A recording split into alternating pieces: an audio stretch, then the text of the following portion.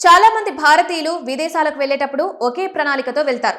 కొన్ని సంవత్సరాలు కష్టపడి పనిచేసి తగినంత సంపాదన చేసుకుని భారత్ వచ్చి సుఖంగా స్థిరపడాలనుకుంటారు. చాలా మందికి ఈ మ్యాజిక్ నెంబర్ 10 కోట్లు. కానీ ఈ కళ నిజం కావడం చాలా అరుదు. అమెరికా, కెనడా, ఆస్ట్రేలియా వంటి దేశాల్లో దశాబ్దాలు గడిపిన భారతీయులను అడిగితే ఒక వాస్తవం బయటపడుతుంది.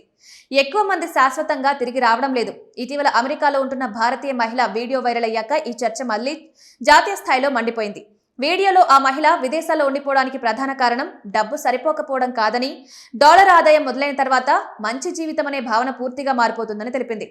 నెలకు 50,000, ₹1,00,000 ఇంటికి పంపడం అక్కడి వృత్తి నిపుణులకు చాలా సాధారణమని పేర్కొంది. ఒకప్పుడు దూరంగా అనిపించిన ఆర్థిక లక్ష్యాలు చాలా త్వరగా సాధ్యమవుతాయని చెప్పింది. కానీ ఆ లక్ష్యం నెరవేరాక కూడా చాలా మంది తిరిగి రావడం లేదు. 5 సంవత్సరాలు అనుకున్నది 10, 10 అనుకున్నది 20 సంవత్సరాలు అవుతోంది. కాలం గడిచే కొద్దీ వలస జీవితం కేవలం ఆర్థికం కాకుండా జీవనశైలి సంబంధిత నిర్ణయంగా మారిపోతోంది.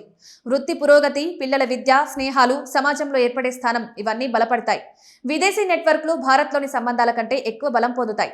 ఒకప్పుడు తాత్కాలికంగా ఉన్న దేశం నెమ్మదిగా సొంత ఇల్లులా అనిపించడం మొదలవుతుంది. ముఖ్యంగా పిల్లలున్న కుటుంబాల్లో ఈ మార్పు ఎక్కువగా కనిపిస్తుంది.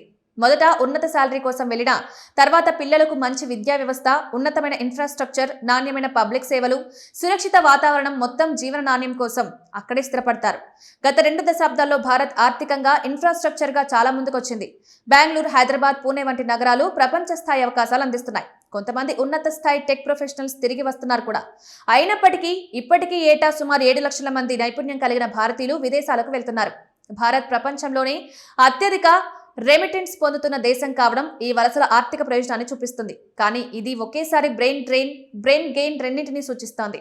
అత్యంత ముఖ్యమైన విషయం ఏంటంటే మొదట డబ్బు గురించి మాట్లాడతారు. చివరికి సంస్కృతి, భావోద్వేగాలు, పిల్లల భవిష్యత్తు, సమాజంలో భాగస్వామ్యం వంటి అంశాల వైపు మళ్ళిపోతారు. 10 కోట్లు సంపాదించడం కంటే ఒకసారి ఏర్పడిన జీవనశైలిని, సంబంధాలను, సామాజిక మూలాలను తొలగించడం చాలా కష్టం. డబ్బు పెంచడం సాధ్యమైనా మనసులో ఏర్పడిన ఇల్లును మార్చుకోవడం అంత సులభం కాదు. కొందరు ఎప్పటికీ తిరిగి రారు, కొందరు ఎప్పటికైనా వస్తారని ఆశపడుతూ ఉంటారు.